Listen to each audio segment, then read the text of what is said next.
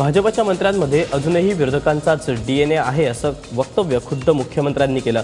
ते काल नागपुरात बोलत होते। दरम्यान भाजप आणि शिवसेनेच्या युती सरकारला 2 वर्ष पूर्ण झाली, मात्र या 2 वर्षांच्या कालावधीतला कारभार पाहता तुझं माझं जमेना मात्र तुझ्या वाचून करमेना असंच काहीसं नातं भाजप आणि शिवसेनेमध्ये पाहायला मिळालं। सरकारच्या अनेक योजनेच्या श्रेयवादावरूनही भाजप आणि शिवसेनेमध्ये कलगीतुरा रंगला। दरम्यान या 2 वर्षांच्या कालावधीत महाराष्ट्राचा गाडा विकासाच्या वाटेवर आणल्याचा दावा मुख्यमंत्र्यांनी केला है। 15 साल जब आप अपोजिशन में रहते हो तो मानसिकता भी थोड़ी अपोजिशन वाली हो जाती है। मतलब आपने देखा होगा कि शुरुआत में मैं ये भूल जाता था कि मैं मुख्यमंत्री हूँ और ऐसा विरोधकों के ऊपर राशन पानी लेके टूट के पड़ता था। भाई अपन सरकार है, सरकार कैसे मांग करेगी? उसको तो छुड़ाना है, मांग थोड़ी हमको करना है।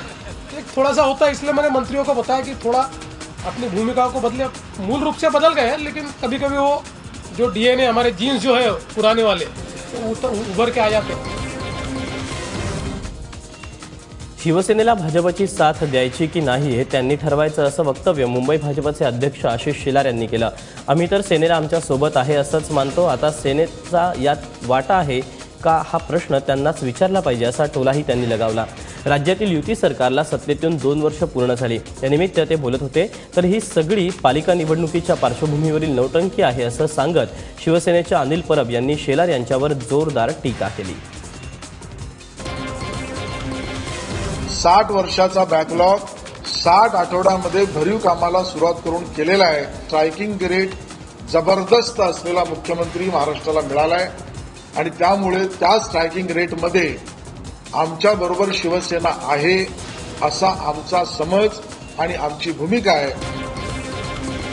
आज फक्त राजकारणाची नौटंकी चालली आहे। निवडणुका तोंडावरती आल्यामुळे शिवसेनेला बदनाम करण्याचं काम आशिष शेलार करताय। जे किरीट सोमय्या आणि आशिष शेलार या दोघांनीही सुपारी घेतलेली आहे। आशिष शेलार जे बोलतात ते मुख्यमंत्री मानतीलच असं आम्हाला वाटत नाही।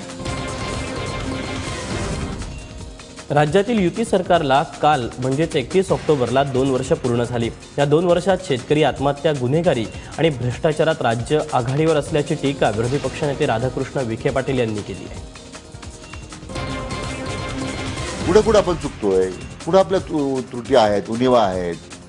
फक्त इव्हेंट मॅनेजमेंट कंपनी अशा एक प्रकारचा थोडक्यात उल्लेख केला पाहिजे। इव्हेंट मॅनेजमेंट सरकार म्हणजे इव्हेंट मॅनेजमेंट कंपनी झालेली आहे। एका बाजूला शिवसेनेने सुरुवातीला तर विरोधी पक्षाची भूमिका बजावली, विरोधी पक्ष नेतेपद स्वीकारलं। आज सत्तेत गेले, त्यांना राज्याच्या शेतकऱ्यांपासून सर्वसामान्यांच्या प्रश्नाचा विसरतात। राज्यातल्या पोलिसांना सेवानिवृत्तीनंतर त्यांच्या हक्काचं घर मिळावं यासाठी सरकार प्रयत्नशील आहे। या घरांसाठी गृह विभागाकडून स्वस्त दरात कर्ज देण्यात येईल, तसंच वाढीव एफएसआय देखील देण्यात येईल अशी घोषणा मुख्यमंत्री देवेंद्र फडणवीस यांनी केली। काल नागपुरात पोलिसांसाठी बनणाऱ्या 280 घरांच्या कोनशिला समारंभात ते बोलत होते। तर याच समारंभात केंद्रीय मंत्री नितीन गडकरी यांनी पोलिसांची चांगलीच कानउघडणी केली। शहरात वाढत चाललेली गुन्हेगारी ठेचून काढा, आम्ही तुमच्या पाठीशी आहोत असं देखील त्यांनी सांगितलं।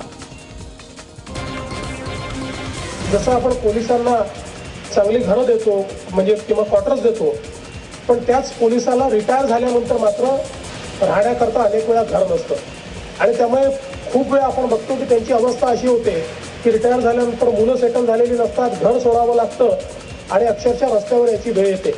आणि म्हणून पोलिसांना मालकी हक्काची घरं देखील मिळाली पाहिजेत अशा प्रकारची एक स्कीम राज्य सरकारने सुरू केलेली आहे।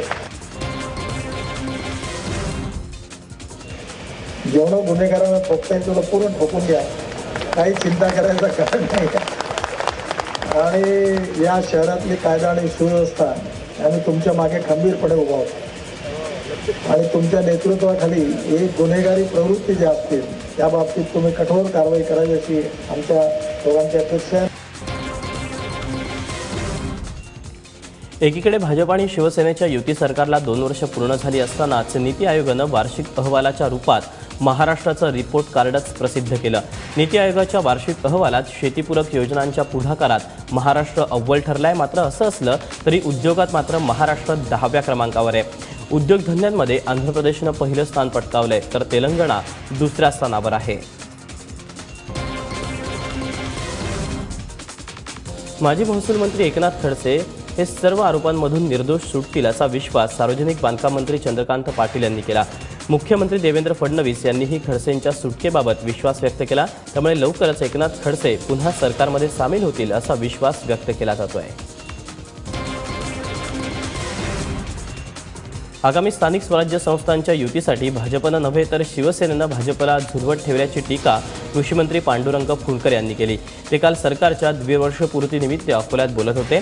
भाजप सरकारच्या काळात जंगलातील वाघांची संख्या 103 वरून 190 पर्यंत वाढल्याची माहिती फुंडकरांनी दिली. जंगलातील वाघ वाढलेत मात्र बाकीचे वाघ कमी होतील असं म्हणत मित्रपक्ष शिवसेनेला टोला लगावला. राज्य सरकारनं जाहीर केलेल्या FRPवर शेतकरी समाधानी असल्याचा दावा कृषीमंत्र्यांनी केला. त्यामुळे ऊसाच्या भावासाठी वेगळी मागणी करणाऱ्या स्वाभिमानी शेतकरी संघटना आणि शिवसेनेचा हा त्यांचा प्रश्न असल्याचं फुंडकर म्हणाले.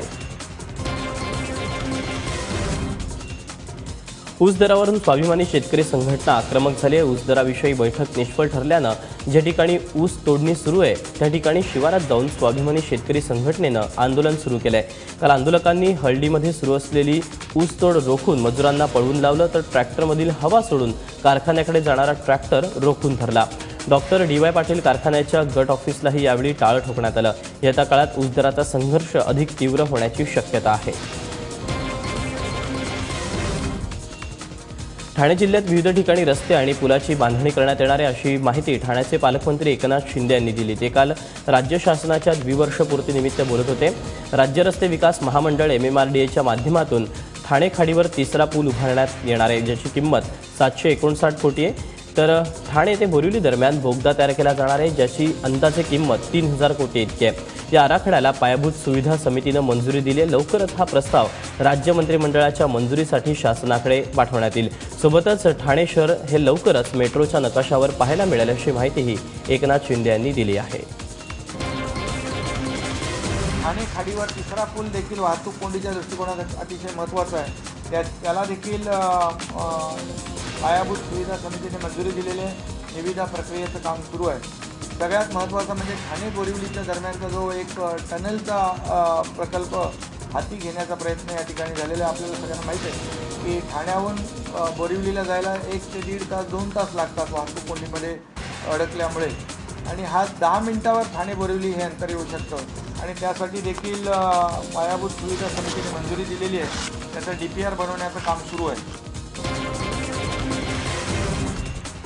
सर्वसामान्यांच्या खिशाला आता चाप बसणार आहे कारण विनाअनुदानित LPG सिलेंडरच्या दरात वाढ करण्यात आली आहे. विनाअनुदानित LPG सिलेंडरचे दर 38 रुपये 50 पैशांनी वाढवण्यात आलेत. आजपासून हे नवे दर लागू करण्यात येणार आहेत. सध्या एका ग्राहकाला वर्षापोटी 9 अनुदानित सिलेंडर मिळतात.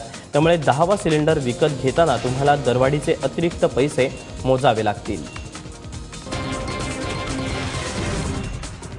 पाकिस्तानच्या गोळीबाराला उत्तर देताना शहीद झालेले महाराष्ट्राचे वीरपुत्र नितीन कोळी यांना अखेरचा निरोप देण्यात आला.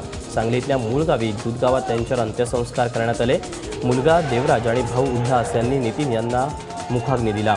यावेळी अवघा जनसमुदाय शोकाकुल झाला होता. नितीन कोळी यांच्या अंत्यदर्शनासाठी अवघी पंचक्रोशीही लोटली होती. शहीद नितीन कोळी अमर रहेच्या घोषणांनी संपूर्ण परिसर दणाणून गेला होता. देशासाठी माझा नवरा गेलाय. आता मला माझ्या पोरांच्याकडे आणि आमच्याकडे आता सगळ्यांनी बघायला पाहिजे. कधी बोलणं चालतं लास्ट कधी काय म्हणतात गुरुवारी बोललं माझ्या संग.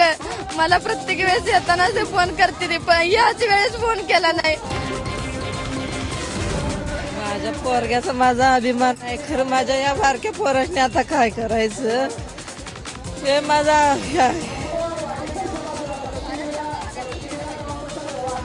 माझ्या पोरांचा आधार